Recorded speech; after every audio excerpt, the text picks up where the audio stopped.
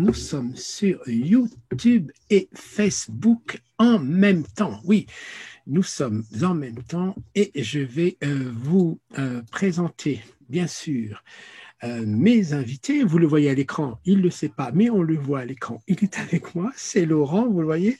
Il est en train de se préparer, il est en train d'être concentré. Vous allez voir et nous allons passer une très belle soirée ensemble. Bon, alors comment vas-tu, Laurent ? Merci Carlos, écoute, ça va super bien. Bon, je vois que tu as mis un petit pull, il fait frais chez toi, tu es où ? Oui, bah, on va dire que l'hiver s'en vient, l'hiver arrive et voilà, les températures baissent aussi. Ouais. Très bien.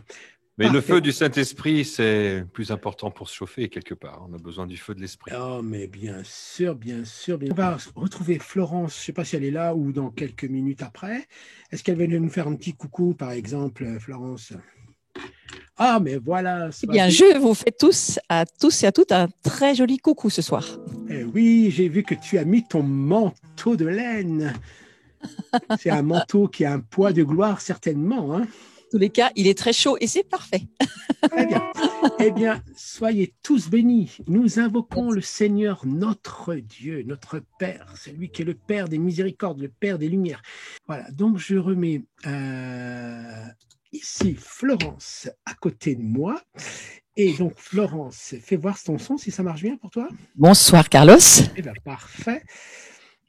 Très bien. Donc, on va régler tous ces petits problèmes techniques qui vont s'ajuster, mais je prie que le Seigneur vienne dans tes pensées, dans ta manière d'être et de proclamer la parole de Dieu pour que tu sois christocentré et la parole que Dieu a mise dans ton cœur, elle vienne jusque vers nous, que le Seigneur te bénisse et qu'il t'accorde son onction sainte et que tous ceux qui nous regardent soient touchés par la grâce de Dieu. C'est parti. Merci beaucoup, Carlos. Ce soir, j'ai dans le cœur de vous parler un tout petit peu d'abord de là où je me trouve dans mon propre cœur en ce moment. J'ai traversé une période pas du tout facile puisque j'ai traversé le Covid, enfin la maladie du Covid pendant plus de 3 semaines, presque un mois. Et ça m'a permis justement, ça m'a donné une opportunité de me rapprocher du Seigneur. Et ça va être un petit peu l'histoire de ce soir aussi. Dieu désire parler à nos cœurs, à sa création, à ses créatures. Et en fait, la Bible, elle nous dit dans le psaume 139, magnifique psaume, moi je vous invite à le lire, où Dieu nous dit, mais il nous a tissés, il nous a formés, il nous a forgés. Et durant ces jours où nous sommes chez nous, confinés, pour certains un petit peu encore compliqués, on ne peut pas sortir.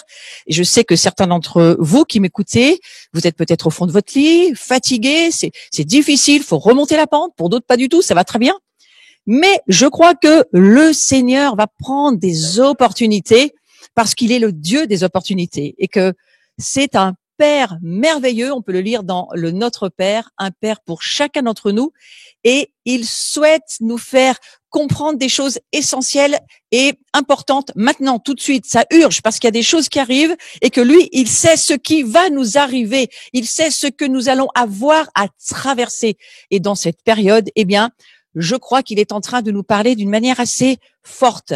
Cette crise, moi, ma vie, elle est remplie de crises qui me font grandir. Mais cette crise que le monde traverse peut aller pour son malheur ou pour son bonheur. Et je crois que ce soir, eh bien, le Seigneur essaye de nous faire comprendre, et je vais aller sur ce sujet, qu'il s'est incarné, il y a un mystère de l'incarnation. Il s'est incarné parce qu'il est décidé à participer et à nous faire aussi participer à tout ce qui se passe. Alors, il est véritablement bon et lorsqu'on ouvre la porte de notre cœur au Seigneur, eh bien, notre vie change radicalement. Ça a été mon histoire. Je suis née à nouveau, j'étais enfant, je me suis redonnée au Seigneur beaucoup de fois, mais au moment où j'ai ouvert mon cœur au Saint-Esprit, alors ma vie a complètement basculé dans autre chose. Et là, j'ai commencé à comprendre et à voir. Et j'ai commencé à sentir une joie et vraiment une joie, un bonheur de savoir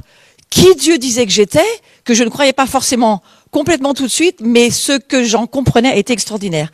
Donc depuis plus de 30 ans, je cherche Dieu et en fait, j'ai cru beaucoup de choses qui étaient fausses. Beaucoup de fake news. Il y en a beaucoup aujourd'hui de fake news. Hein.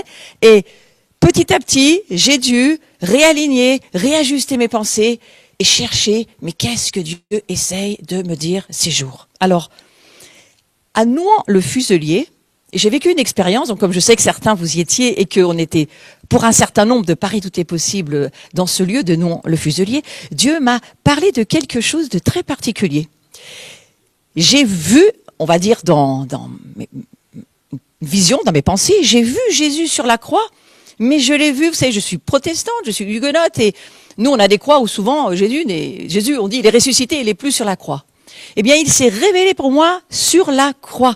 Et je l'ai vu en chair. Il me regardait et il me disait, je suis parfaitement Dieu, je suis parfaitement homme juif. Et c'est en tant qu'homme juif que j'ai donné mon pardon à l'humanité. J'ai entendu ça à Nouan-le-Fuselier. Et ça m'a traversé.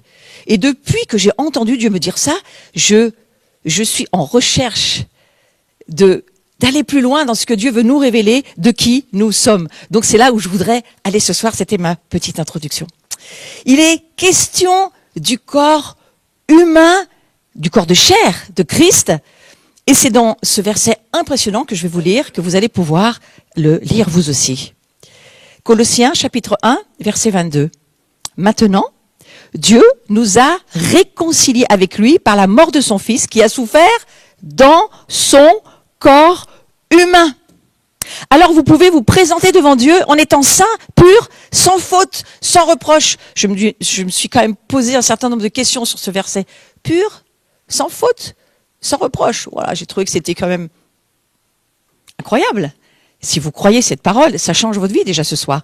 Mais il nous a réconciliés. Christ a souffert dans son corps humain.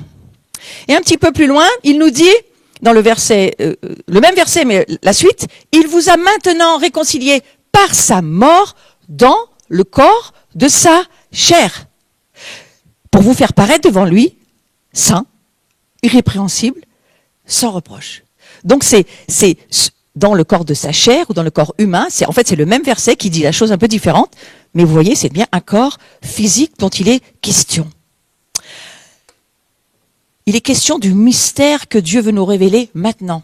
Pourquoi? Parce qu'on en a besoin pour ce dans quoi nous sommes en train d'entrer, cette nouvelle ère dans laquelle nous traversons beaucoup de choses compliquées.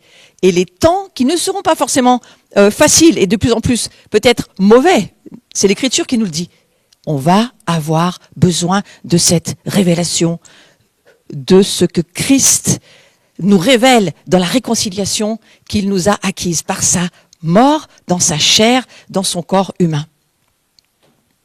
On a besoin de l'esprit de révélation. Je le demande ce soir pour chacun de ceux qui m'écoutaient, qui est en connexion sur Paris tout est possible, que le Saint-Esprit fasse descendre son esprit de révélation, de la connaissance, de la sagesse, de la vérité, parce que c'est de cela dont on a besoin.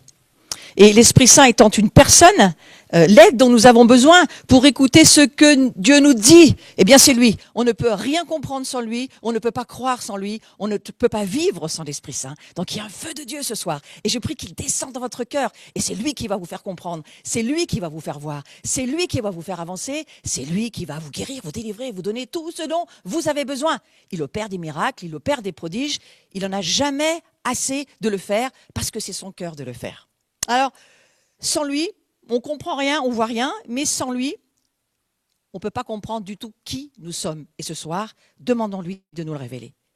Alors, on va lire la suite de Colossiens. Colossiens chapitre 1, verset 23. Demeurez fondés et inébranlables dans la foi. Si du moins vous demeurez fondés et inébranlables, le si est extrêmement important, sans vous détourner de l'espérance de l'évangile que vous avez entendu, qui a été prêché à toute créature sous le ciel, et dont moi, Paul, c'est Paul qui l'écrit, j'ai été fait ministre. Donc, demeurons fermes, demeurons inébranlables dans la foi, c'est quand même quelque chose aujourd'hui que nous pouvons demander à Dieu. Seigneur, aide-moi d'être ferme, d'être inébranlable, et même si je suis dans la maladie, même si je suis dans l'infirmité, eh bien, je veux demeurer ferme dans la foi, parce que la foi, c'est elle qui active tout le royaume de Dieu. une petite remarque en passant, c'est la profession de notre foi qui amorce le bras de Jésus-Christ, notre souverain sacrificateur. C'est la profession de notre foi. Donc ce soir, n'hésitez pas, lisez ces versets à haute voix, proclamez-les, croyez-les, parce que c'est la parole de Dieu proclamée qui amène la confession, et pas seulement, qui amène aussi la manifestation du royaume. J'ai vécu beaucoup de choses simplement en proclamant la parole de Dieu. Elle est venue me guérir, me délivrer, me faire changer, me transformer. Moi, je vous invite à faire la même chose. Paul parle de ses souffrances pour nous, l'Église. Voilà ce que Paul nous dit. Je me réjouis, toujours le verset 24 de chapitre 1 de Colossiens. Je me réjouis maintenant dans mes souffrances pour vous. Vous voyez, Paul est un père mûr. Il faut être un père pour pouvoir dire ça. Hein? Et ce qui manque aux souffrances de Christ, je l'achève en ma chair pour son corps qui est l'Église. Et ce soir, c'est une histoire de chair. C'est une histoire de corps. C'est une histoire physique. C'est une histoire humaine. Et vous savez, Christ s'est fait chair. Dieu parfaitement chair, parce qu'il veut nous faire comprendre quelque chose ce soir. Il est question du mystère révélé maintenant à ses saints. C'est qui les saints? C'est nous. Nous sommes des saints parce que Christ, nous ayant donné sa vie, échangé sa vie contre la nôtre à la croix, alors nous sommes devenus ce qu'il est éternellement. Donc nous sommes des saints. Je n'ai jamais dit que nous ne péchions plus, mais j'ai dit que nous étions des saints. Et ce mystère caché de tout temps, dans tous les âges, révélé maintenant à ces saints à qui Dieu a voulu faire connaître. Quelle est la glorieuse richesse de ce mystère parmi les païens? Il y a un mystère. Savoir Christ en vous, Christ en toi, c'est l'espérance de la gloire. Christ en toi, le mystère de la parole. Christ dans la chair que tu es. Paul annonce une révélation, une route nouvelle. Il nous dit, il y a une route nouvelle au travers de la chair du Messie. Il y a une route. Il explique les choses un petit peu plus haut dans le texte, dans Hébreux 10. Et il nous dit, voici l'alliance que je ferai avec eux après ces jours-là. Dit le Seigneur, je mettrai mes lois dans leur cœur. Je les écrirai dans leurs esprits. Et il ajoute, et je ne me souviendrai plus de leurs péchés, ni de leurs iniquités. Vous entendez ça? Dieu nous dit, il va plus se souvenir de tes péchés, de ses iniquités. Ce qu'il souhaite, c'est qu'il puisse vivre dans ton corps, dans ta chair. Or, là où il y a pardon de tes péchés, il n'y a plus d'offrande pour le péché. Alors Hébreux nous dit ceci, frères et sœurs, puisque nous avons au moyen du sang de Jésus une libre entrée dans le sanctuaire. Vous voyez ce que Dieu est en train de nous dire ce soir? Je veux vivre chez toi, je veux venir dans ta chair, je veux vivre dans ton corps, je veux pouvoir et que tu comprennes que moi je rentre chez toi, mais toi tu peux rentrer chez moi aussi. Et c'est ça qu'il nous propose. Une libre entrée dans le sanctuaire, c'est-à-dire dans la présence de Dieu, par une route nouvelle vivante qu'il inaugure pour nous au travers du voile. Je suis toujours dans Hébreux, chapitre 10, verset 19. Et qu'est-ce qu'il nous dit à propos du voile? C'est-à-dire sa chair, la chair de Christ. Alors qu'il s'incarne pour nous, c'est grâce à son incarnation, sa mort, que nous pouvons aujourd'hui, par la foi, rentrer, recevoir, pouvoir bouger, nous approcher de la présence de Dieu. Waouh! Approchons-nous avec un cœur sincère, c'est ça que nous dit Paul dans ce verset, dans la plénitude de la foi. Frères et sœurs, croyez-le ce soir, on s'approche, on rentre, on avance, on vit l'incarnation, on vit Dieu en nous et nous, on est avec Dieu. La version française courante pourrait t'aider, parce qu'elle dit ceci, intéressant de le lire. Ainsi, frères, nous avons la liberté d'entrer dans le lieu très saint.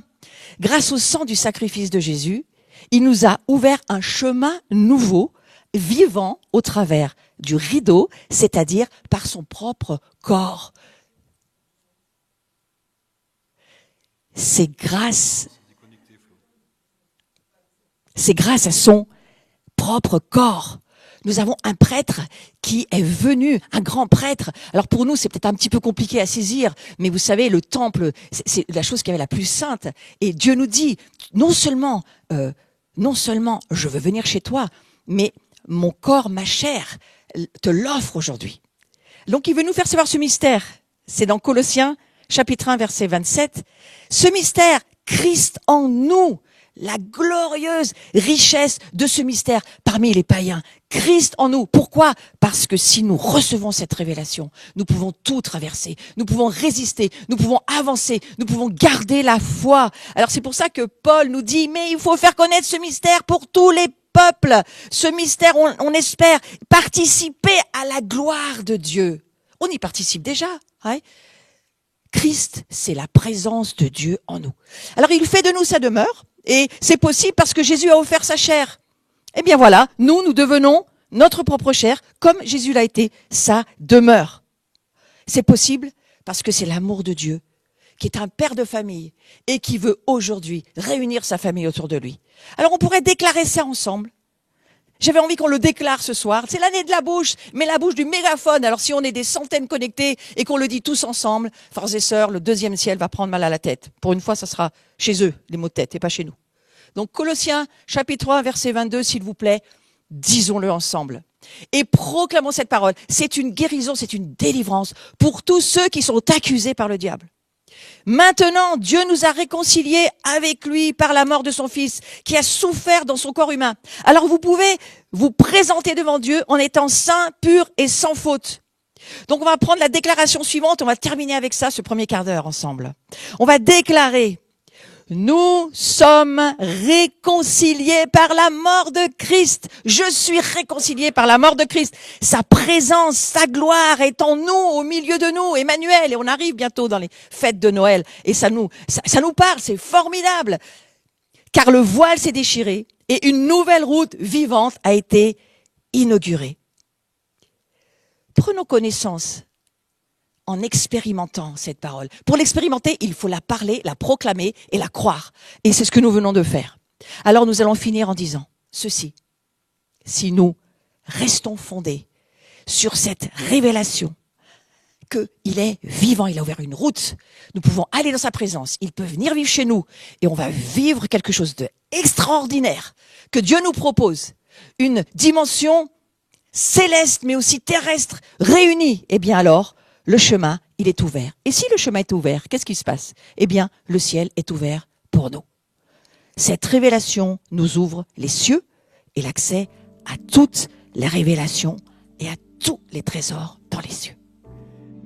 Amen. Merci beaucoup. Avant de laisser la parole à Laurent, frères et sœurs, que là où vous êtes dans tous les réseaux, Facebook et YouTube, vous marquez « Le ciel est ouvert pour moi ». Prophétisez-le, écrivez-le, faites-le, je vous en supplie, commentez, c'est prier, vous déclenchez quelque chose dans le ciel et sur la terre, vous marquez sans problème, le ciel est ouvert pour moi. Waouh! Vas-y, à toi Laurent, sois béni.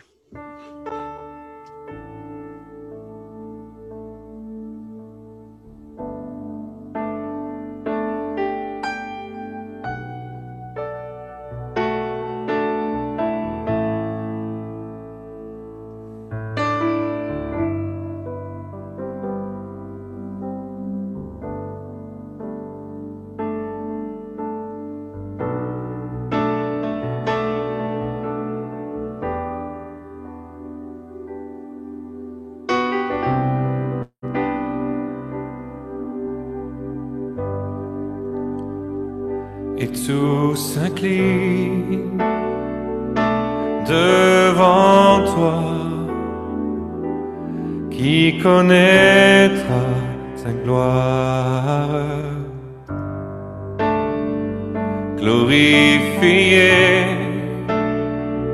tu t'es offert. Jésus, toi seul est digne, tout s'incline. Et tout s'incline devant toi, qui connaîtra ta gloire. Glorifié, tu t'es offert. Jésus, toi seul est digne.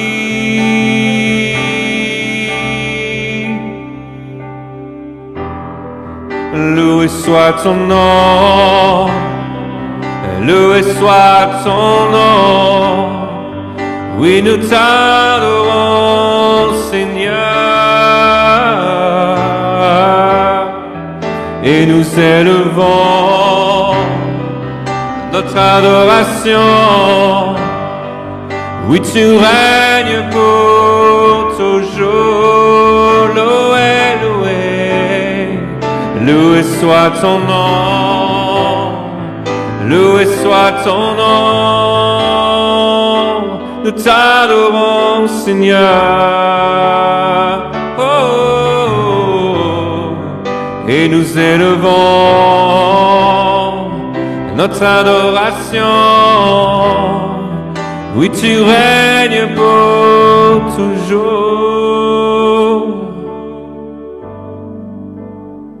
Celui qui est et qui revient, Seigneur de chaque instant,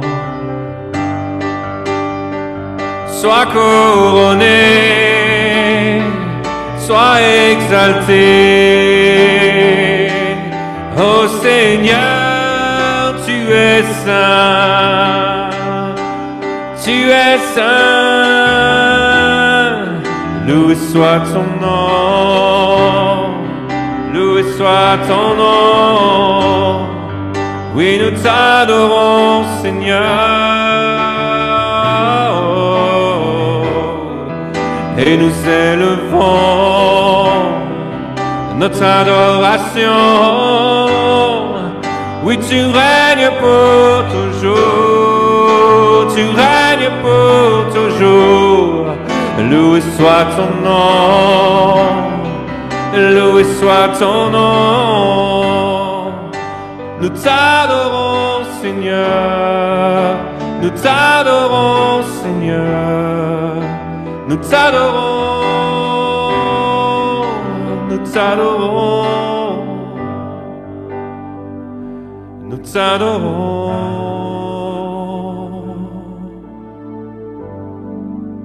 Louange et gloire, puissance et force, digne est l'agneau de Dieu. Alléluia.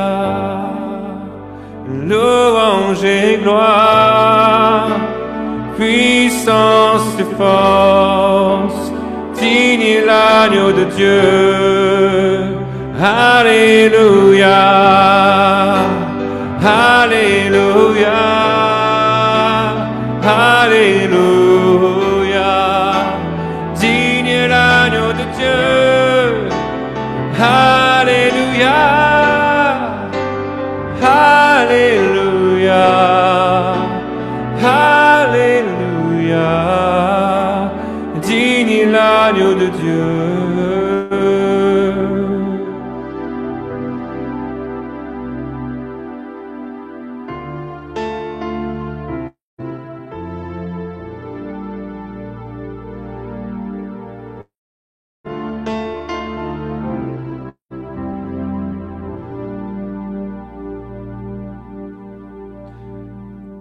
Je veux faire de ta présence mes délices.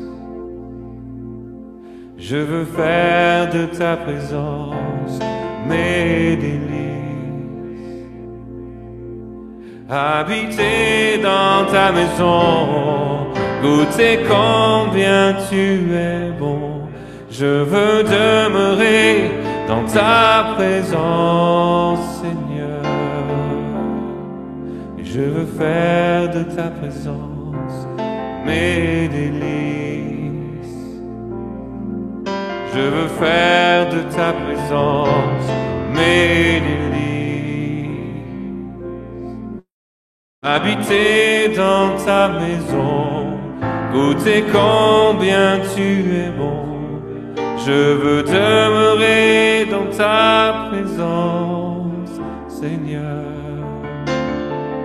Car un jour dans tes parvis vaut mieux que 1000 ailleurs, vaut mieux que 1000 ailleurs. Je soupire et je languis après ta présence, Seigneur. Les bienfaits de ta maison me rassasient. Les bienfaits de ta maison me rassasient. Tu es ce dont j'ai besoin. Tu es ma droite, mon soutien. Je veux demeurer dans ta présence, Seigneur.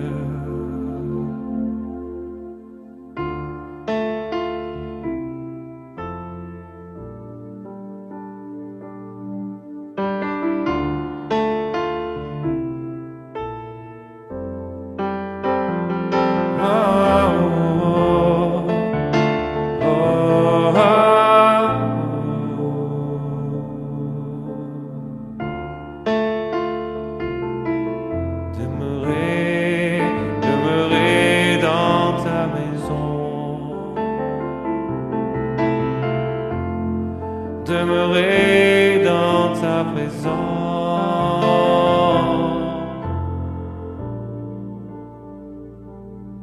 Et les bienfaits de ta maison me rassasient. Les bienfaits de ta maison me rassasient. Tu es ce dont j'ai besoin. Tu es ma droite, mon soutien.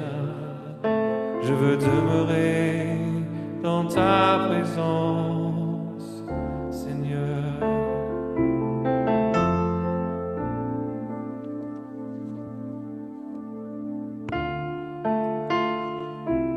Merci pour cette merveilleuse présence pendant la louange. Merci à tous ceux qui nous écoutent et qui ont fait de très nombreux commentaires. Vous êtes nombreux ce soir sur Facebook et YouTube en même temps. Vous êtes bien sur la chaîne de Paris Tout est possible. Et notre invitée qui est de Saint-Étienne, vous la connaissez ou vous la découvrez, c'est Florence Maréchal. C'est parti pour la deuxième partie. Que le Seigneur t'inspire, Florence. Merci beaucoup. On va directement continuer. C'est un enseignement qui suit le premier précédent et qui nous dit ceci. Ne savez-vous pas que vos corps sont des membres du Messie, de Christ? Nos corps sont donc les membres du corps de Christ. Alors ça nous amène une révélation importante ce soir.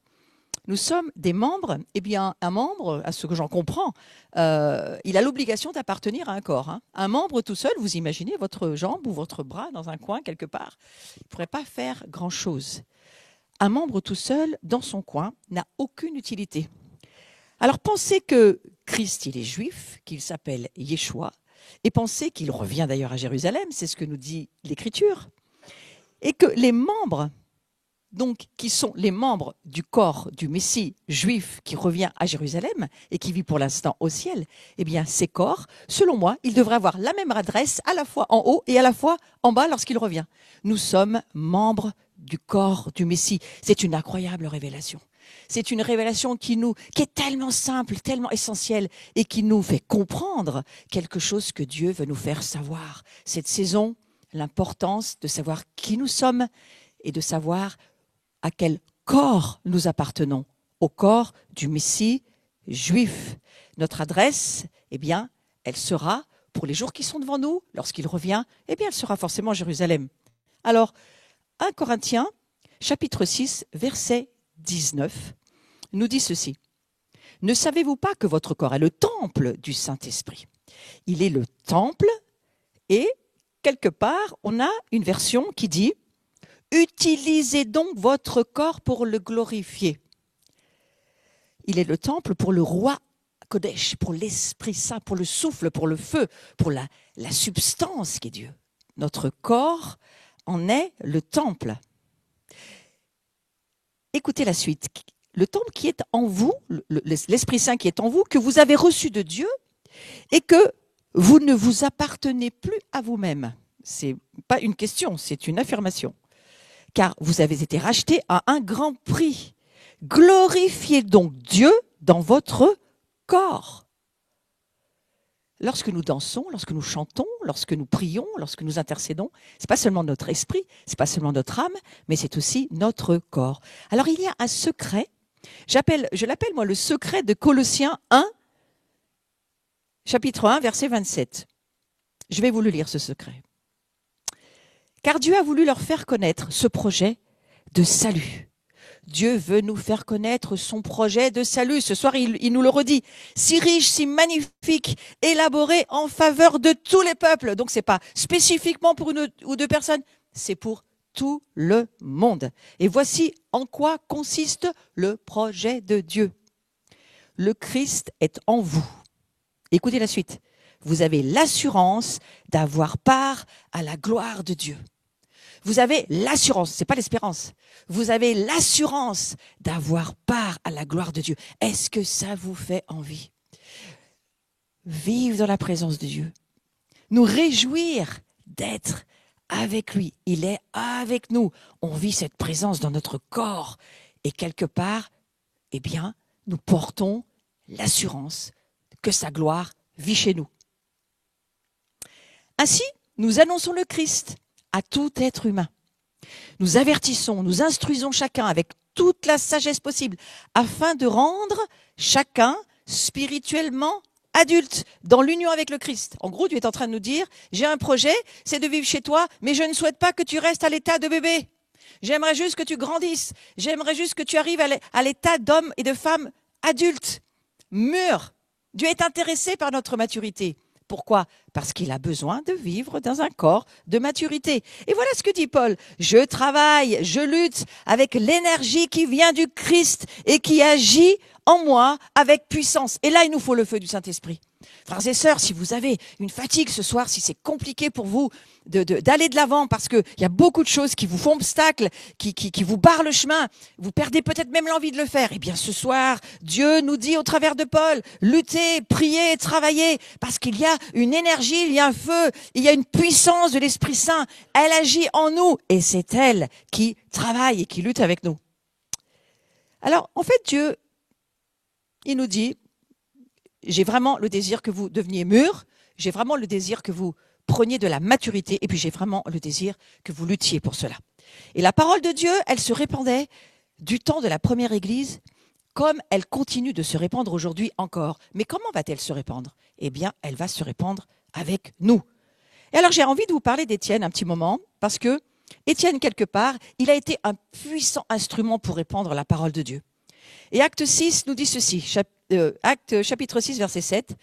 La parole de Dieu se répandait de plus en plus. Donc ça m'a intéressé d'aller voir. Elle se répandait de plus en plus. Le nombre des disciples augmentait beaucoup à Jérusalem. Une grande foule de sacrificateurs obéissait à la foi.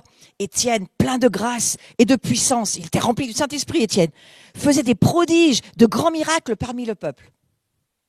Dieu, au travers d'Étienne, va nous poser une question extrêmement importante. Écoutez-la bien, c'est une question lourde pour nous ce soir. En Actes chapitre 7, verset 49, « Le ciel est mon trône ». Étienne, en fait, vous allez voir qu'il répète une parole de l'Ancien Testament. Mais pourquoi c'est important? Parce que c'est Étienne qui la pose. Étienne, il va mourir juste après. C'est la dernière question qu'il pose avant de mourir. Donc vous savez, il faudrait peut-être faire attention, c'est important. Le ciel est mon trône, la terre mon marchepied. C'est ce que Dieu dit au travers d'Ésaïe.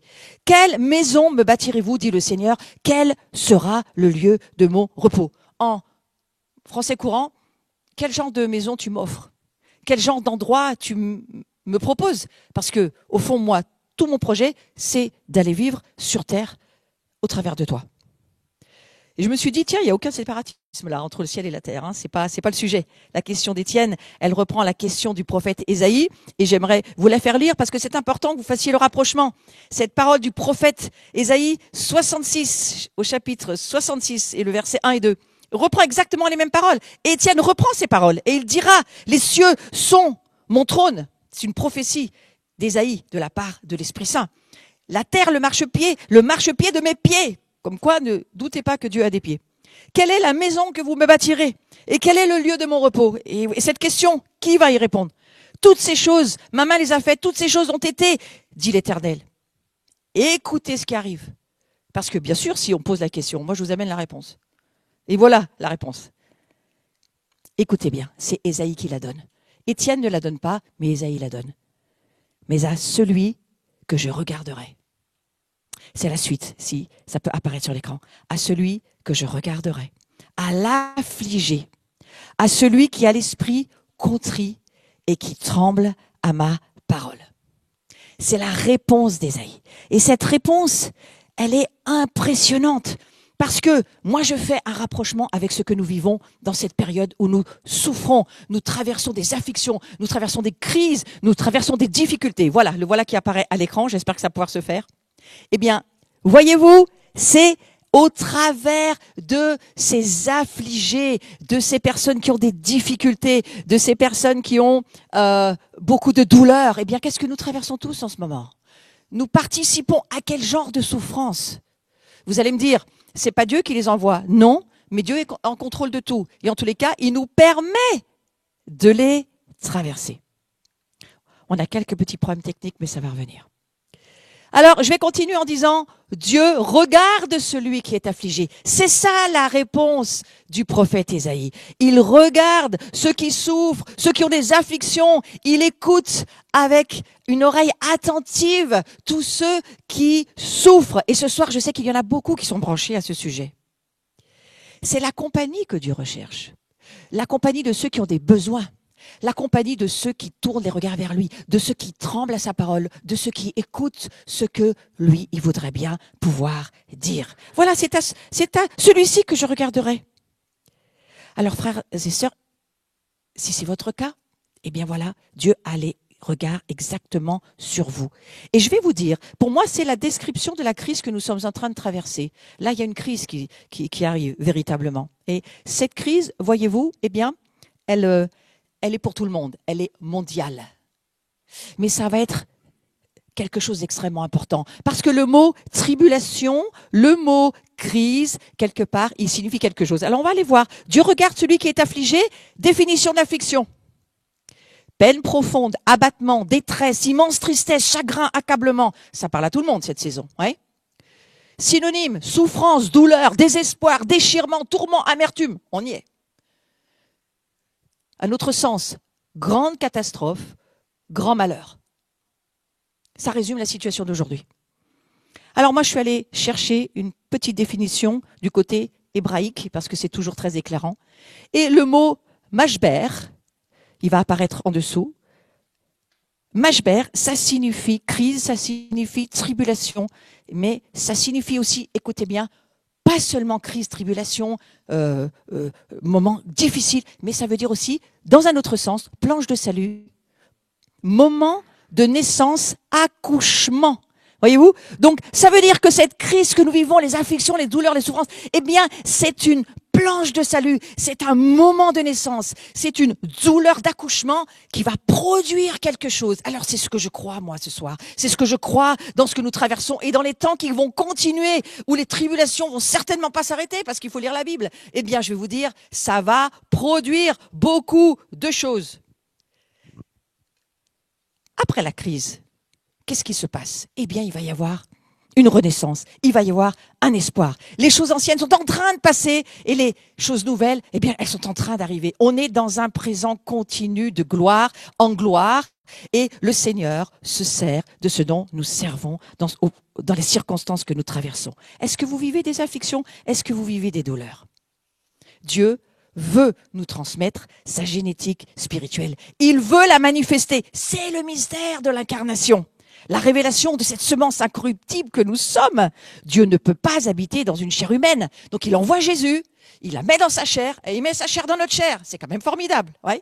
Dieu trouve son repos en nous à travers l'amour. Personne n'a jamais vu Dieu. Mais voilà ce que dit Jean. Si nous nous aimons les uns les autres, eh bien Dieu demeure en nous et son amour est parfait. J'ai presque envie de vous dire, eh bien, quand je te vois, je vois Jésus, je vois Dieu. Et quand tu me regardes, tu vois Jésus, tu vois Dieu. On n'a peut-être jamais vu Dieu, mais on voit Dieu chez les autres. Et puis, 1 Jean, chapitre 4, verset 15. Celui qui confessera que Jésus est le Fils de Dieu. Dieu demeure en lui. et en Dieu. Et nous avons connu l'amour que Dieu a pour nous. Et nous y avons cru. Et Dieu est amour. Donc c'est quelque chose que j'aimerais déposer dans ton cœur ce soir si tu en doutais ou si tu ne le savais pas. Dieu est amour. Et celui qui demeure dans l'amour demeure en Dieu. Et Dieu demeure en lui. Un amour désintéressé pour les autres. Ça, c'est la version amplifiée. Il n'y a pas de peur dans l'amour. Pourquoi Dieu nous amène dans cette intimité, ce rapprochement de plus en plus, il nous appelle, viens dans ma présence, laisse-moi venir dans ta propre présence à toi, au travers de Christ. Laisse-nous nous rapprocher. Pourquoi? Eh bien, parce que nous avons besoin de cet amour pour ne plus avoir peur. Mystère de l'incarnation. Je voulais faire un petit coucou à Saint-Irénée parce que, voyez-vous, cette année, c'est quand même deuxième siècle 2020. C'est un anniversaire pour Irénée. Alors, je vais vous lire 3 petites choses qu'Irénée a écrites. Mais je les trouve tellement jolies que je vais vous les lire. Dieu s'est fait homme pour que l'homme se fasse Dieu. C'est puissant, n'est-ce pas?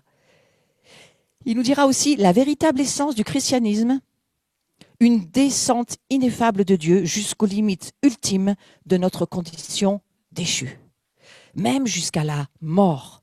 Une descente de Dieu qui ouvre aux hommes un chemin d'ascension vers la vision illimitée ou l'union des êtres créés de la divinité. Quelle extraordinaire révélation. Et il nous dira, Irénée de Lyon, il précise, la chute ne met pas fin au plan de Dieu pour l'être humain. En aucune manière, ça s'arrête à la chute. L'humanité dans son ensemble est sur le chemin de la transformation de son incomplétude, présente jusqu'à un mode d'existence unifié, glorieux, éternel, transcendant, participant à une nature nous formée et déifiée.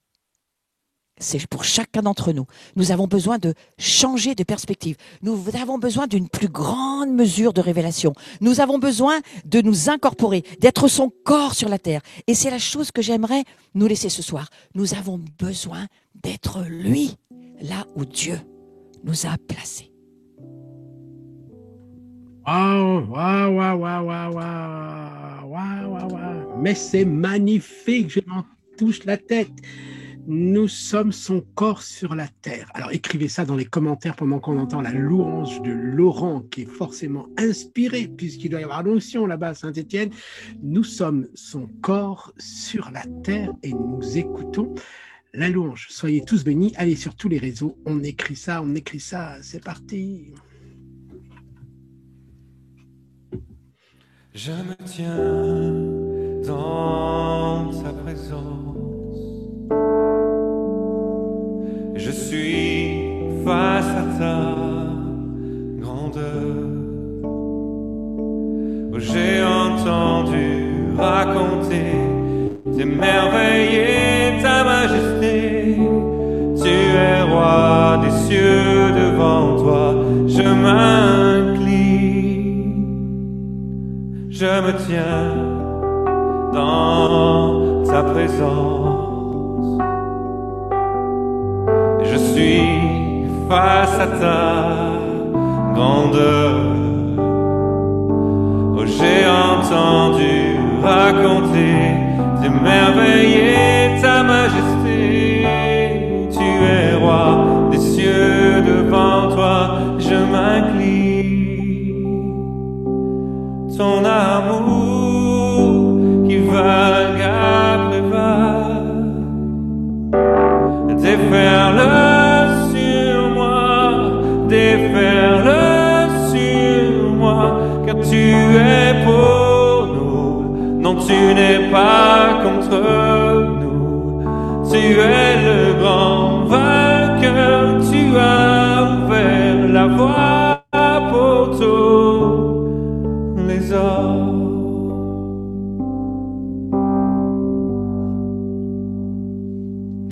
J'ai entendu ta voix qui m'appelle. J'ai entendu le chant d'amour que tu chantes. Je te laisse m'attirer au loin vers le grand large dans ta grâce. Oui,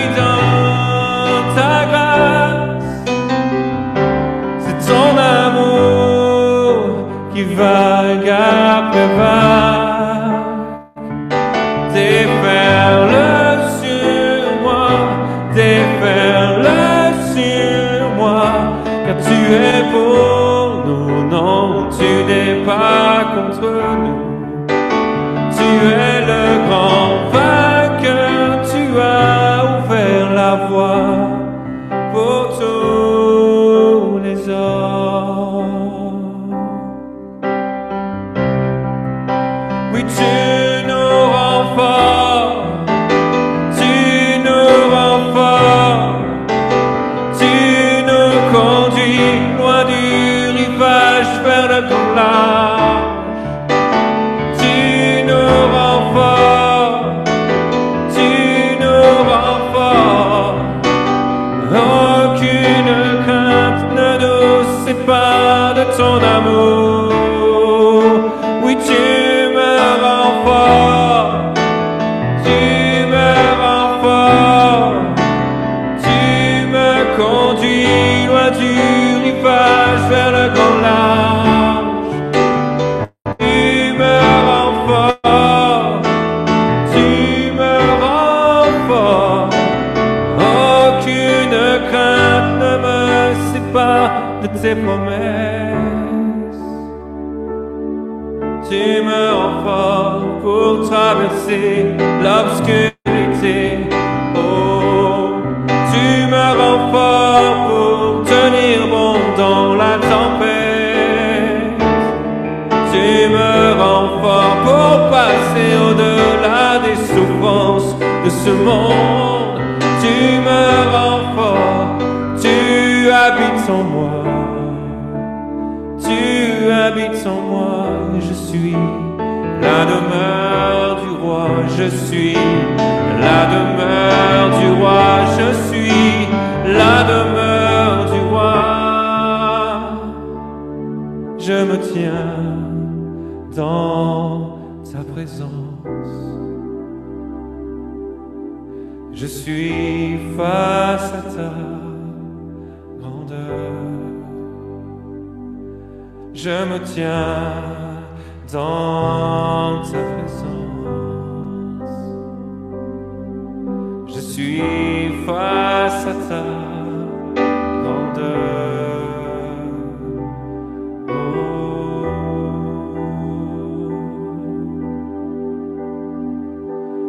Face à ta grandeur.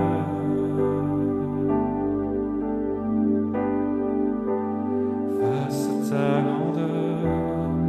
Au milieu des tempêtes, là dans le feu. Au milieu des tempêtes, là dans le feu.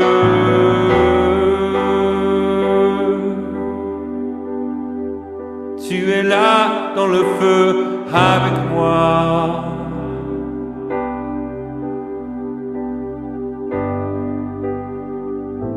Il y a une grâce quand mon cœur traverse le feu.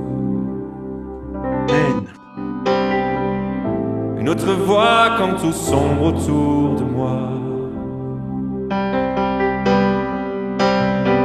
Et quand je pense à la différence entre qui j'étais et qui je deviens, je sais que je ne serai jamais seul. Non, je sais que je ne serai jamais seul. Il était avec moi dans le feu, là à mes côtés. Il était présent dans la tempête, apaisant les mers. Et s'il m'arrive un jour d'oublier le prix payé pour moi, il y a la croix qui porte le poids. Le Sauveur mort à ma place.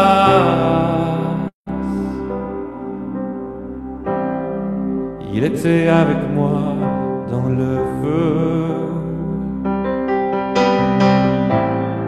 Il était avec moi dans le feu. Oh oui, il était là. Il était avec moi dans le feu. Oh, il est toujours là dans le feu. Toute ma tête l'a quitté, oui, à tout jamais. Le péché n'a plus aucun pouvoir sur ma vie. Non, non, non. S'il m'arrivait de retomber entre qui j'étais et qui je deviens, quand bien même je ne céderai pas à ce monde. Oh, et je sais que je ne serai jamais seul, car il est avec moi dans le feu. Oh, il est avec moi dans le feu.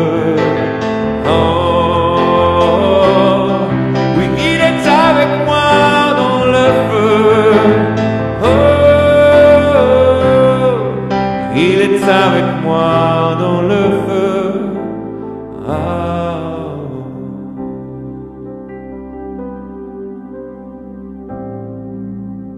À mes côtés.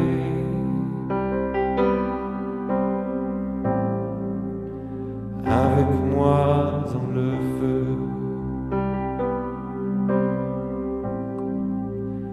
À mes côtés.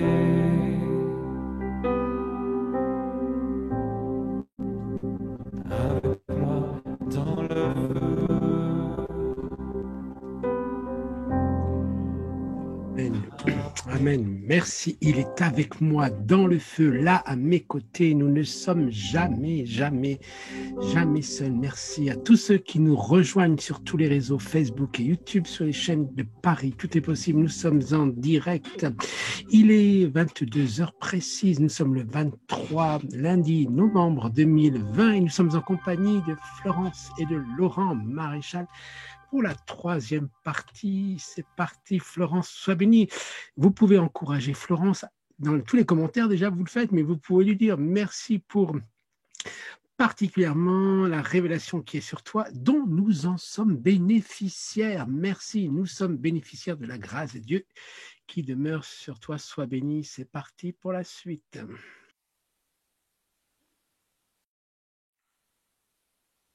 Merci beaucoup. Je vais aller sur cette troisième partie avec une petite histoire que j'ai trouvée intéressante et qui va exactement avec le fait que Dieu est avec nous dans le feu. Eh bien, Dieu était avec Paul dans le feu, comme nous avons besoin vraiment d'entendre ça ce soir. Dieu est avec nous dans le feu. Alors, il y a le feu de Dieu, il y a des tas de bons feux, mais il y a des feux qui ne sont pas très bons non plus. Et Paul, il a vécu beaucoup de crises, beaucoup de difficultés dans sa vie. Et ce soir, je voudrais aller sur l'histoire de Actes chapitre 14 pour vous expliquer quelque chose sur lequel on va finir ce soir. Sa conversion à Paul, elle a été assez violente. Hein. Il est tombé de son cheval, il a vécu des choses assez lourdes, assez difficiles. Et on lit cette histoire dans le livre des Actes. Mais au chapitre 14, il y a quelque chose qui se passe à Icône. Paul et Barnabas entrent ensemble dans la synagogue des Juifs. Ils parlent de telle manière qu'une grande multitude de Juifs et de Grecs crurent. Donc, vous voyez, ils font leur travail d'annoncer l'Évangile. Et ceux des Juifs qui ne crurent point excitèrent et aigrirent les esprits des païens contre les frères. Donc, ils restèrent cependant assez longtemps à Icône. Et puis, parlant avec assurance, appuyés sur le Seigneur. Et vous savez, là, il y a un feu, parce que quand vous allez dans des villes comme ça, où il y a vraiment un paganisme, et puis c'était vraiment un temps où l'évangile, il n'y en avait pas, il fallait l'amener, c'était des percées, c'était des moments difficiles pour amener la parole de Dieu. Eh bien, eux, ils sont là tous les deux, et ils parlent avec assurance, appuyés sur le Seigneur, qui rendait témoignage à la parole de sa grâce et permettait qu'il se fît par leurs mains des prodiges et des miracles. Donc ça m'a intéressé de lire ça au chapitre 14 et au verset, là on en est au verset 3. Verset 4, la population de la ville se divisa. Les uns étaient pour les Juifs, les autres pour les apôtres. Et comme les païens et les Juifs de concert avec leurs chefs se mettaient en mouvement pour les outrager, les lapider, vous voyez ce que ça fait? Vous amenez l'évangile, vous amenez un feu et tout à coup il y a un autre feu qui arrive et celui-ci il veut vous faire mourir. Paul et Barnabas, en ayant eu conscience, se réfugièrent dans les villes de la Lycaonie, à Lystre et à Derbe, dans la contrée d'alentour, et ils y annoncèrent la bonne nouvelle. Et moi, j'ai compris là qu'il y a une grosse crise qui se vit au travers de Paul et Barnabas. On veut les tuer, donc du coup, ils partent de là où ils sont et ils vont se réfugier ailleurs. Et on lit au verset 8, à Lystre, en Asie mineure. Alors Lystre, c'est en Asie mineure, et à l'époque, Asie mineure, aujourd'hui, c'est bien entendu la Turquie moderne. Se tenait un homme impotent des pieds, boiteux de naissance et qui n'avait jamais marché. Alors j'ai réfléchi sur le truc quand même, hein. Impotent des pieds, il n'avait jamais marché de sa vie. Il écoutait parler Paul.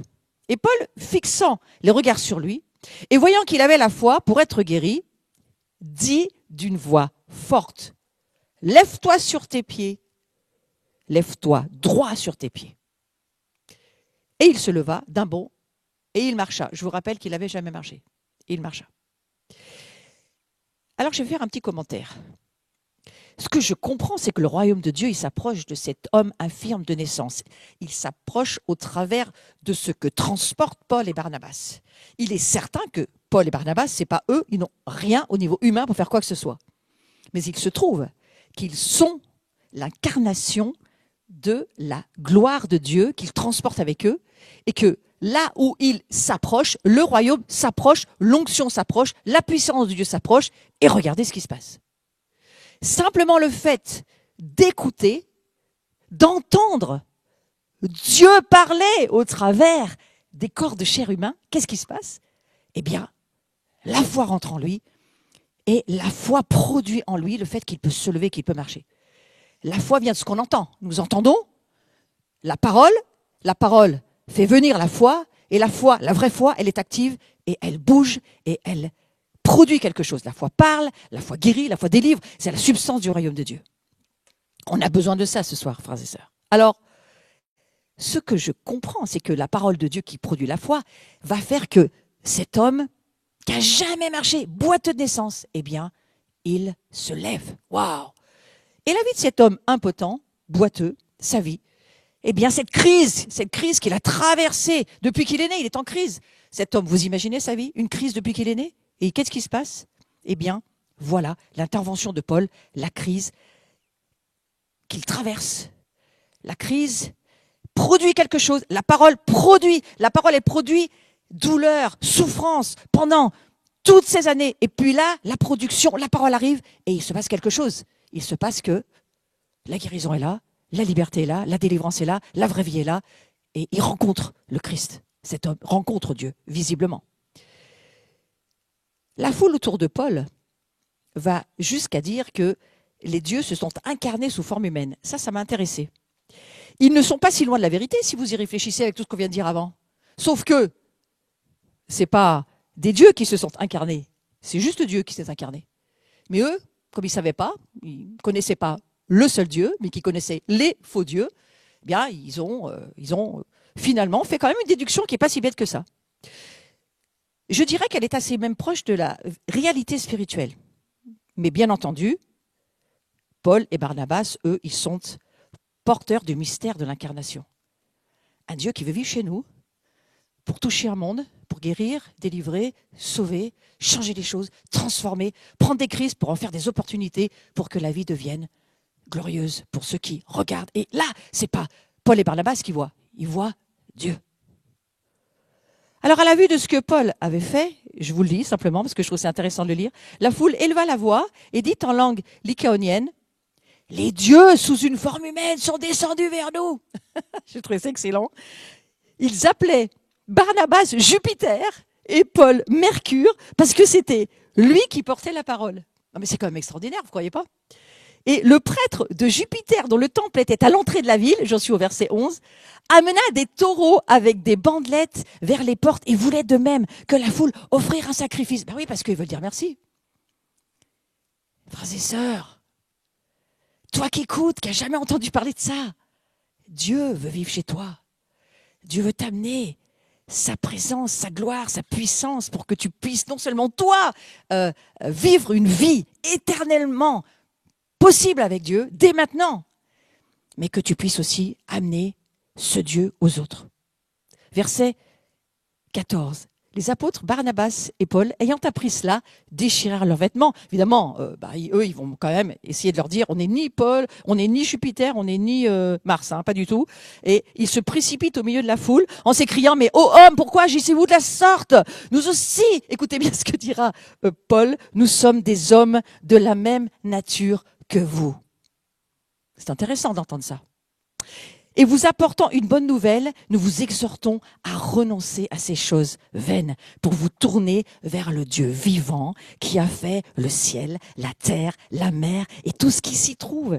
Et ce Dieu, dans les âges passés, a laissé toutes les nations suivre leur propre voie, quoiqu'il n'ait cessé de rendre témoignage de ce qu'il est en faisant du bien.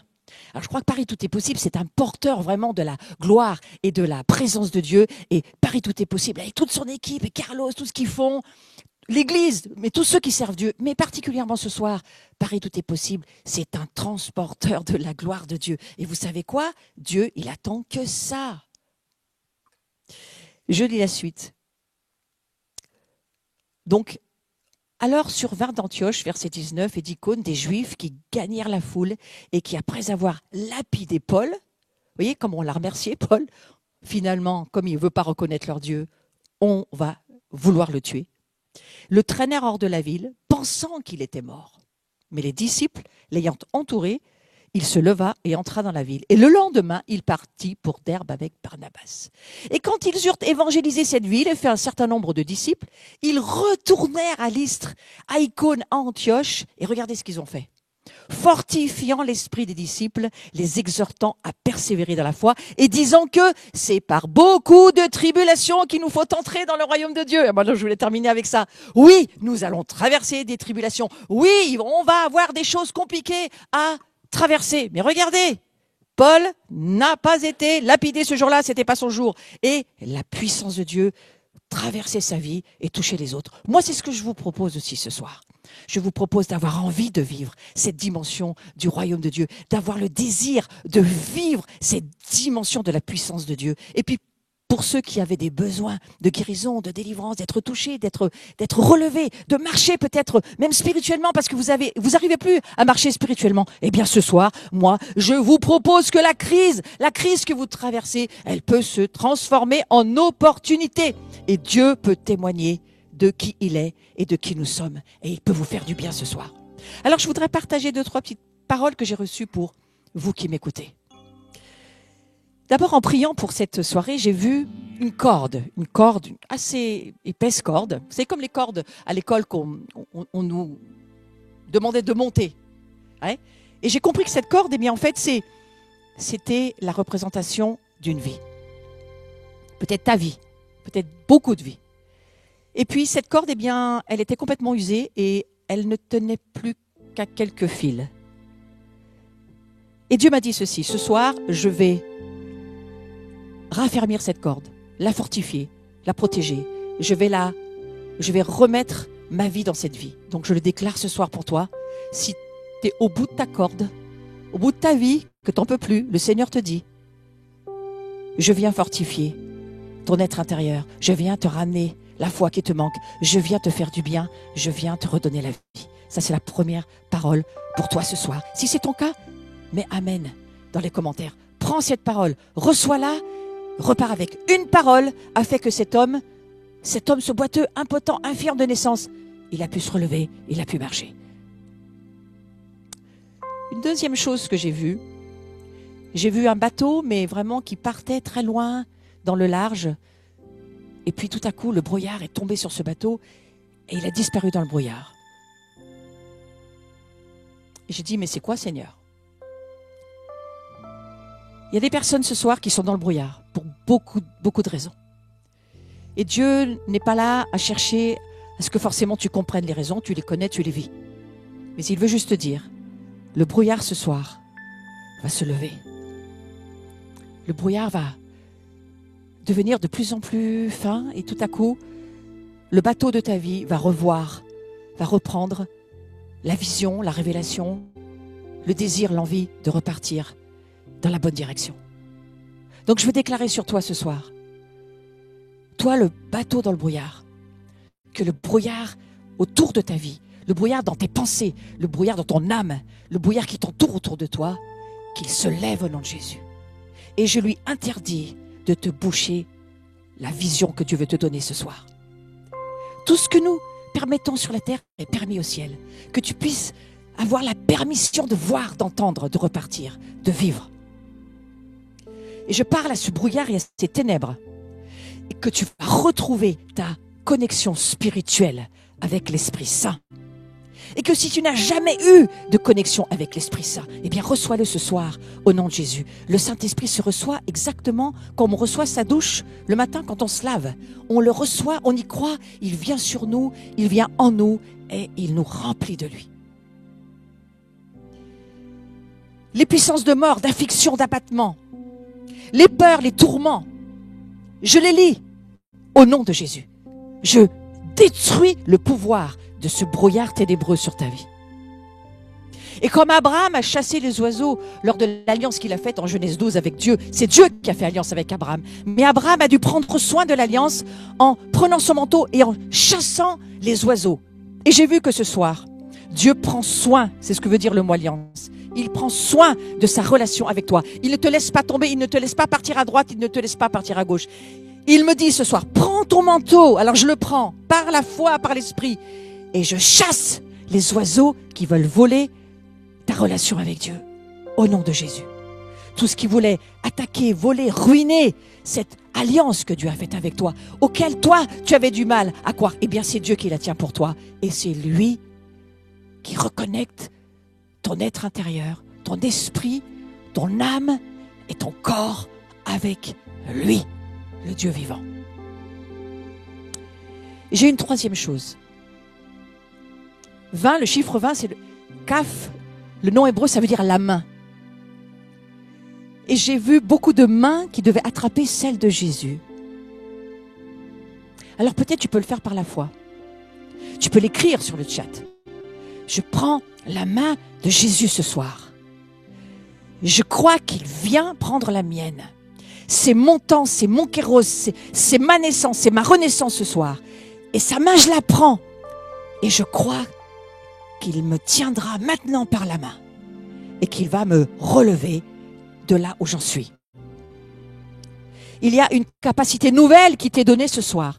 Pour la foi, pour la puissance et pour l'autorité au travers de la main que tu tiens. Et j'ai lu dernièrement que il y a une nouvelle manière, maintenant, on appelle ça j'ai pris 2-3 petites notes, on appelle ça les données biométriques. Et qu'aujourd'hui, on va pouvoir ouvrir des portes, on va pouvoir même nous reconnaître au niveau de notre identité. Bien sûr que ça se fait déjà au travers de la face, hein, de la reconnaissance faciale. Ça se fait avec la main, ça se fait avec l'iris de l'œil. Mais vous savez quoi? Ça va même se faire, ça se fait déjà, par les battements du cœur. Eh bien, ce soir, je déclare que tu retrouves maintenant ta capacité avec ta main, avec ton cœur, avec ton visage, ta capacité d'être avec Dieu. Et que des portes vont s'ouvrir, des portes s'ouvrent de révélation. Et que ta propre main sera celle du Christ. Sa chair, c'est ta chair. Ton corps, c'est son corps. Et lorsqu'il aura besoin de guérir, besoin de délivrer, alors il prendra ta main et il l'utilisera. Je prie pour que cette révélation de qui tu es, de ce que Dieu dit que tu es, tu puisses la recevoir ce soir au nom de Jésus. Amen. Amen. Merci frères et sœurs, mais que de révélations. Si vous êtes comme moi, vous avez écrit, écrivez partout, notez. Je vous rappelle que cet enseignement est sur la chaîne YouTube et sur Facebook de Paris Tout est possible. Vous pouvez regarder en replay. Laissez-vous toucher par le Saint-Esprit. Dieu fait des choses merveilleuses. On continue, ce n'est pas encore fini. Il nous reste encore quelques minutes. C'est à toi, Laurent, pour si tu veux faire juste un seul chant et on va faire la conclusion tous ensemble avant le chant final de la fin. Sois béni, inspiré.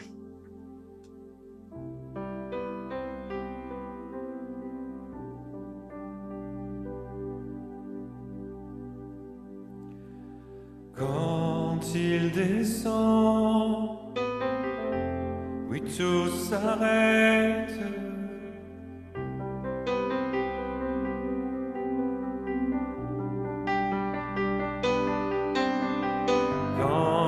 il descend, l'atmosphère change. Il descend chez toi, il descend chez toi quand il descend. Oui, tout s'arrête, il y a transfert entre ciel et terre. Quand il descend, l'atmosphère change, il y a transfert entre ciel et terre. Le Saint-Esprit est là-haut, le Saint-Esprit est là-haut, le Saint-Esprit est là-haut, le Saint-Esprit est là. Les maladies s'enfuient, les aveugles voient, les paralytiques sautent de joie.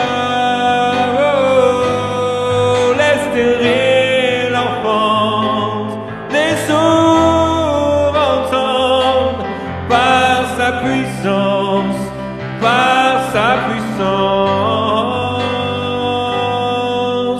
le Saint-Esprit est là.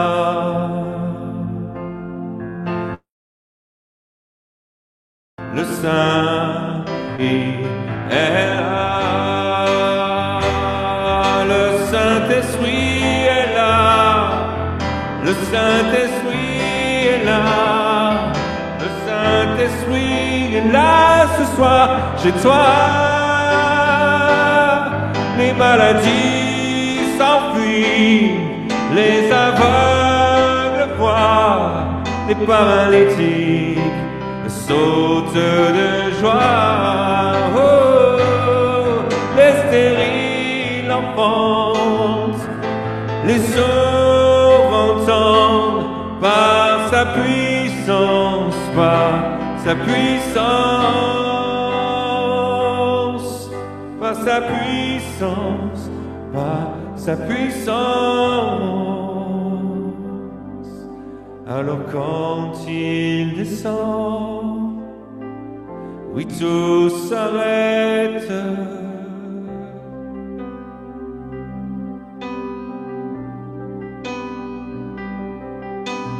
Quand il descend, l'atmosphère change.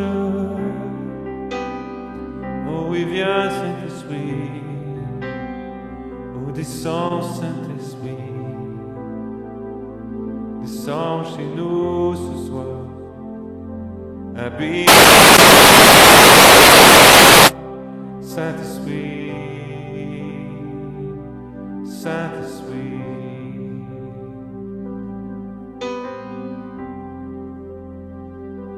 Saint-Esprit, descends. Merci beaucoup pour cette inspiration, pour ces chants. Voilà, il y a beaucoup de commentaires ce soir sur tous les réseaux, bien sûr, pour vous encourager, frères et sœurs. Vous n'êtes pas seuls, non, vous n'êtes pas seuls. Nous sommes avec vous et nous sommes avec vous pour traverser tous ces temps de confinement, de couvre-feu, de quoi qu'il arrive, mais pour nous, il est hors de question, il n'y a aucune distanciation avec le ciel, avec le Seigneur, rien. Merci de nous avoir enseigné de cette manière. J'ai eu du mal à tout noter parce que tu nous as dit tellement de choses, mais il y a juste un petit truc que je voudrais te questionner avant, pour cette conclusion, et j'y ai pensé quand tu as dit ça, tu vas me dire ce que tu en penses, c'est quand tu as dit ce verset, ce qui manque aux souffrances de Christ. Et je me suis dit, mais quand il écrit ça, ce qui manque, c'est ce que nous vivons actuellement. Absolument. Ah, c'est ça, mais c'est formidable. quand je voyais ce verset, souffrir comme un beau soldat de Christ, qui manque au Seigneur, c'est ce qu'on doit vivre. Moi, au début, je pensais qu'il manquait comme s'il avait oublié de faire quelque chose, mais non, ce qui manque, c'est ce que chacun d'entre nous, nous vivons, nous traversons. Alors, j'ai envie de dire à tous ceux qui traversent des choses un peu difficiles, compliquées, voilà, donc c'est ça qui manque. Il manque ce que nous traversons. Et nous sommes ensemble pour traverser tout ça. Alors, Florence, attends, je vais mettre la galerie ici pour qu'on puisse te voir, toi et moi, en même temps. Et ton fils que je vois derrière, toujours avec son grand manteau. Alors, je peux vous dire qu'ici, moi, j'ai chaud, vous voyez, je suis en courte. Alors puis, Dieu ne se souvient plus de nos péchés. Voilà, j'ai noté plein de choses, bien entendu, parce que l'assurance d'avoir part à la gloire de Dieu, c'est une assurance. On a une assurance tourisme, on a une assurance extraordinaire, on a une assurance d'avoir part à la gloire de Dieu. Vous tous qui écoutez, cette assurance, elle est aussi pour vous. Vous avez l'assurance, vous pourrez dire, ouais, j'ai pris une assurance d'avoir part à la gloire de Dieu. Ouais, ça va me donner des idées pour... Voilà. Et puis quand je pense qu'ils ont cru que c'était des dieux, mais enfin, vu ce qui leur arrive après, mais bon, bref, tout ça, il y a forcément un prix à payer. Voilà, il nous reste 3 minutes, mais qu'est-ce que tu aimerais encore nous dire? Sur les afflictions et les souffrances, je parle pas des maladies que nous envoie le diable ou que les péchés ont fait chez nous. Non, mais pas. Là, c'est pas de ça dont il est question, mais effectivement, je crois que c'est dans l'amour du père. Quand un père aime son fils ou sa fille, il ne lui épargne pas certaines souffrances parce qu'elles sont formatrices. Et je crois que ce que nous traversons dans cette crise, qui ne vient pas de Dieu, mais que Dieu laisse, parce qu'il sait que ça va former et forger en nous quelque chose de fort, de profond, d'important. Il a dit à Jésus, Jésus lui a dit, tu veux pas m'enlever cette coupe, Père? Et le Père a dit, non, fils, non. Et ce non, aujourd'hui, je crois que c'est un honneur lorsque nous souffrons pour le Christ, à la fois pour l'évangile. Regardez le monde chrétien aujourd'hui, la souffrance que traversent certaines nations au niveau pour leur foi, pour leur bien foi sûr, en Jésus. À l'Arménie, hein. Exactement. À tous nos frères arméniens, on pense à vous bien fort, bien fort, bien fort. Alors c'est une gloire que le Père leur laisse traverser. Et je me suis dit, en travaillant sur cette révélation du mystère de l'incarnation, j'ai fini par me dire, les premiers pères de l'Église, comme Potin, Irénée, les tout premiers pères qui sont d'ailleurs morts dans notre nation, à Lyon. Nous avons une nation appelée à recevoir la révélation du martyros, c'est-à-dire du témoignage de Christ dans ses souffrances, pas seulement dans sa gloire, comme on pourrait la comprendre. On croit souvent que la gloire, c'est toujours bien, magnifique, puissant, glorieux, mais je crois que la souffrance est une gloire aussi. Et on est bien d'accord que tu parles bien d'une souffrance qui nous forme à la ressemblance de Christ. On est bien sûr loin d'une souffrance qui serait stérile et juste pour faire souffrir. Non, la crise est productrice. Le mot crise, le mot tribulation veut dire accouchement, naissance, douleur. Donc c'est une fécondité dans nos entrailles. Donc on ressemble à ce magnifique Seigneur qui est notre époux, qui est notre amour. Oui, et tu m'avais dit, Carlos, est-ce que tu voudrais pas un jour me reparler sur les afflictions? Donc je suis partie là-dessus en me disant, et en relisant Paul, c'est dans mes notes au tout début, Paul dira, c'est dans la Bible, Paul dira, je participe aux souffrances de Christ pour vous, l'Église. Wow. Et en fait, Paul avait la révélation. Les premiers pères de l'Église, les mères de l'Église, les mères du désert, les pères du désert avaient la révélation de ce que ça produit. Et ils n'avaient pas peur face à la mort parce que leur passion pour Christ était plus fort. L'amour est plus fort. Et comme la mort, mais plus fort que la mort. Et donc, c'est quelque chose, je crois, qui doit nous encourager dans les temps difficiles dans lesquels on va. Quand même redécouvrir, parce que dans ces temps ou dans nos sociétés modernes et le monde avec cette pandémie, c'est comme si plus personne ne voulait mourir. Bien sûr qu'on ne veut pas mourir trop tôt, on a le temps, moi aussi je vais mourir vieux, mais il y a quand même quelque chose qui révèle, c'est qu'on a peur de la mort, alors que nous qui sommes dans le Christ, on n'a pas à avoir peur, mais on ne la souhaite pas, mais on n'a pas peur. Non, mais si nous la traversons avec la vision biblique de ce que Dieu nous dit en termes de laisser naître en nous, dans nos entrailles, quelque chose de glorieux, alors on va pas traverser nos afflictions de la même manière. Et c'est un encouragement pour tous ceux qui traversent, quelles que soient leurs afflictions. Parfois, c'est ton conjoint qui est pas converti. Parfois, c'est ses enfants. Tu peux être persécuté par beaucoup de choses aujourd'hui. Oui. Oui, il y a beaucoup. Voilà. On va pas faire Mais la le Seigneur liste, le sait. mais Le dans Seigneur le sait. chacune des familles, Voilà. chacun d'entre nous, nous traversons à la mesure de ce qu'on peut supporter. Et puis, des fois, on a l'impression que on a déjà tellement supporté, on se demande s'il va y avoir encore. Et Dieu nous donne cette force de encore.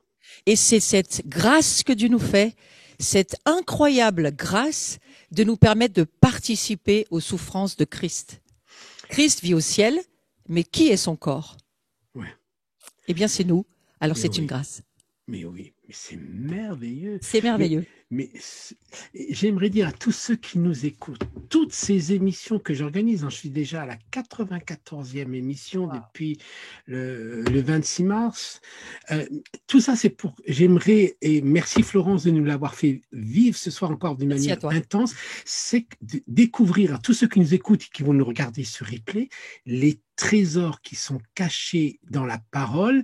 On va pas bien sûr dire ton âge en public, mais on voit bien que tu as été jeune bien avant J'ai nous. 65 ans et Laurent en a 42. Voilà, donc c'est deux générations. Mais Il n'y a aucun secret et aucun souci. tous ces trésors, est-ce que on peut dire que Florence, tu ne prêches plus aujourd'hui comme il y a 10 ans en arrière? Ah, mais c'est sûr, c'est sûr. Je mûris et je ne pourris pas, Carlos. Gloire à Dieu, gloire à Dieu. Donc, est-ce que ça veut dire qu'il y a quelque chose qui s'est attendri en toi? Parce que c'est ça, lorsqu'on mûrit, il y a quelque chose de tendre qui vient en nous, qui nous permet de voir dans les Écritures des choses qu'on ne pouvait pas voir à cause de notre dureté.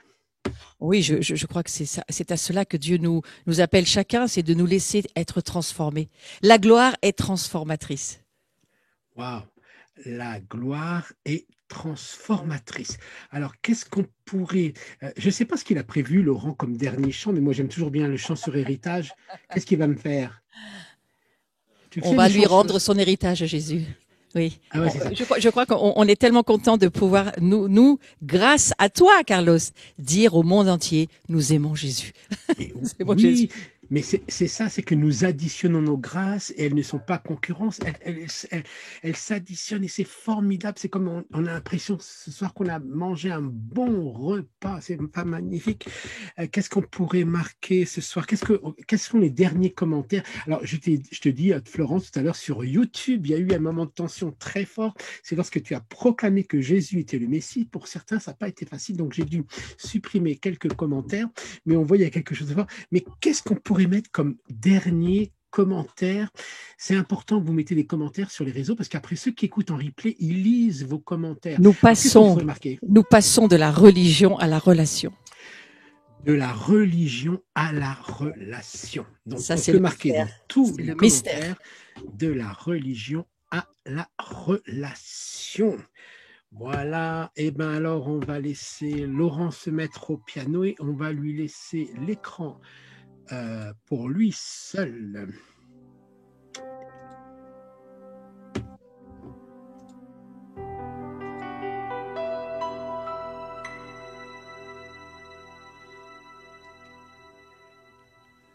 De partout sur la terre monte un chant, gloire au Dieu très saint. De partout sur la terre monte un chant, gloire au Dieu très saint. De partout sur la terre monte un chant, gloire au Dieu très saint, gloire au Dieu très saint.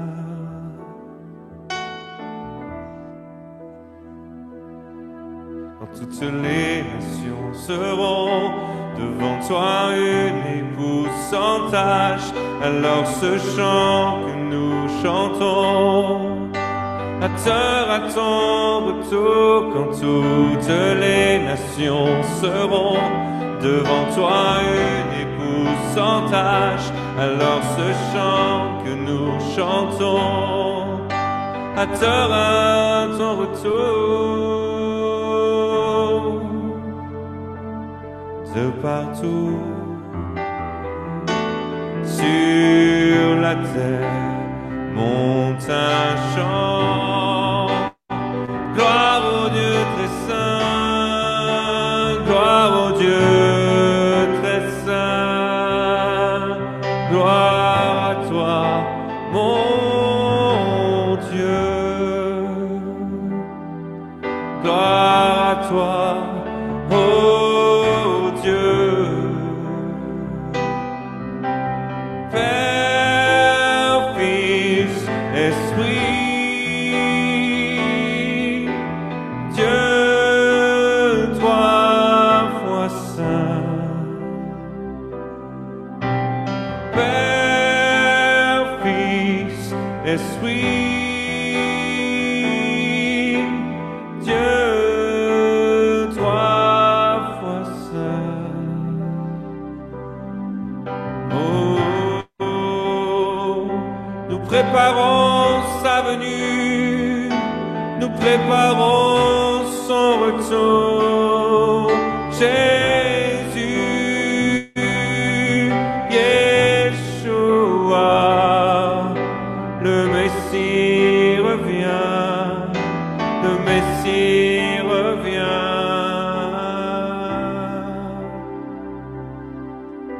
Nous l'attendons.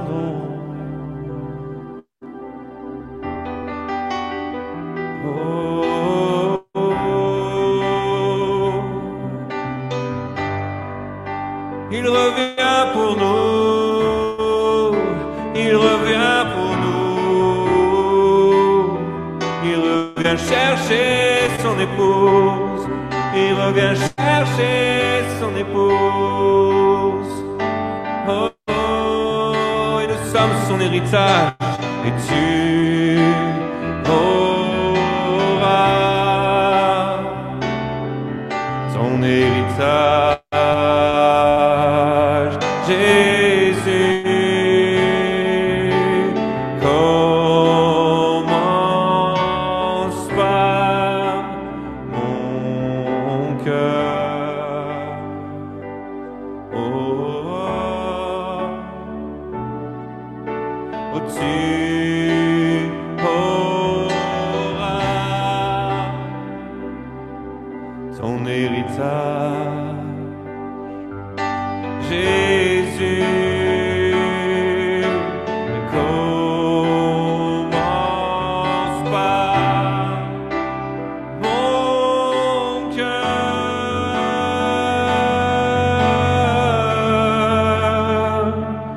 Alléluia, voici l'époux vient. Alléluia, il régnera. Alléluia, voici l'époux vient. Alléluia, il régnera jamais. Alléluia, voici l'époux vient. Alléluia, il régnera. Il régnera. Le désir des nations, que tu viennes, ô Jésus, l'espoir de la création, c'est toi, c'est toi. Le désir de nos cœurs, te revoir, ô Seigneur, marcher sur le mont des Oliviers. Reviens, Jésus, reviens. Oh, oh, oh. Nous sommes ton héritage. Nous sommes ton héritage. Il revient pour nous.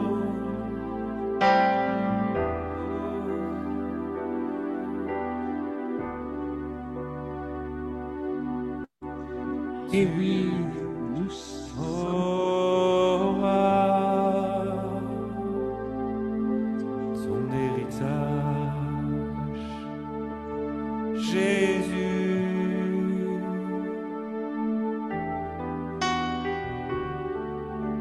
Et oui, frères et sœurs, nous sommes son héritage et nous sommes héritiers et co-héritiers avec le Christ. Oh là là, ce soir, beaucoup de monde sur tous les réseaux, surtout beaucoup de commentaires et d'encouragements. Il y a même des gens qui nous ont demandé, mais qui est cette prédicatrice ? Alors, je le répète, c'est Florence Maréchal de Saint-Étienne. Vous pouvez retrouver sur sur Google, vous allez vous taper Abri VCF Saint-Étienne et vous tomberez sur le site de cette communauté prophétique qui propose d'ailleurs des tas de rendez-vous. Vous pourrez vous enseigner, comment dire, aller chercher là-bas quelques perles. Je vous rappelle que nous avons pour nous rendez-vous mercredi prochain pour le cœur du Père depuis Kansas City aux États-Unis avec un Suisse qui parle français, bien entendu, puisque toutes nos émissions sont en français, où nous aurons une soirée spéciale cœur du Père. Donc, il y aura beaucoup de tendresse, beaucoup de paroles prophétiques, mais aussi beaucoup de révélations. Alors, ce soir, nous avons passé une soirée particulièrement, waouh, moi, ça m'a fait beaucoup de bien, vous aussi. Alors, si ça vous a fait du bien, marquez-le, ça m'a fait du bien. Parce que nous traversons tout ça ensemble en communion spirituelle forte. Nous sommes le corps, nous sommes l'Église, nous sommes chrétiens ensemble. Que vous soyez de la grande famille catholique ou protestant, évangélique, luthéro-réformé, orthodoxe ou les juifs messianiques ou tous les autres hic et hoc qui sont avec nous ce soir, soyez tous bénis. Alors, qu'est-ce que tu voudrais nous dire encore Eh bien, moi, je terminerai en disant, faites de cette crise votre opportunité pour rencontrer Dieu. Faites de cette crise une opportunité pour rencontrer Dieu. Donc, je vous voilà rappelle que ma conclusion. Si vous êtes en crise ou simplement si vous avez faim et soif de Dieu, nous nous retrouvons mercredi prochain à 21h heure de Paris avec Eric Tandon. Vous allez voir un Suisse avec son accent qui le trahit. Il sera de Kansas City et il va nous faire découvrir ou redécouvrir ou apprendre ou réapprendre, peu importe. Soyez toujours dans ce désir de faim et de soif de Dieu sur le cœur du Père. Excellent. Mais cette soirée, ça a été une magnifique soirée. C'est mieux que la télé. Ouais. Alors, si vous voulez nous encourager aussi, vous avez la possibilité, frères et sœurs, d'aller sur le site Paris Tout est possible, comme vous en avez l'habitude, et sur l'onglet soutien, et de nous encourager par des dons pour que nous puissions continuer à faire régulièrement toutes ces émissions. Elles ont un coût, même si c'est faible, elles ont quand même un petit coût. Donc, si vous voulez nous encourager, ça sera bien. Merci beaucoup. Merci à Laurent et à tout le monde. Eh bien, il est 22h41. Nous sommes en direct de Paris et de Saint-Étienne. Je prie que l'amour de Dieu le Père, la grâce de Jésus, son Fils, et la communion du Saint-Esprit soient avec chacun d'entre vous. Et à bientôt.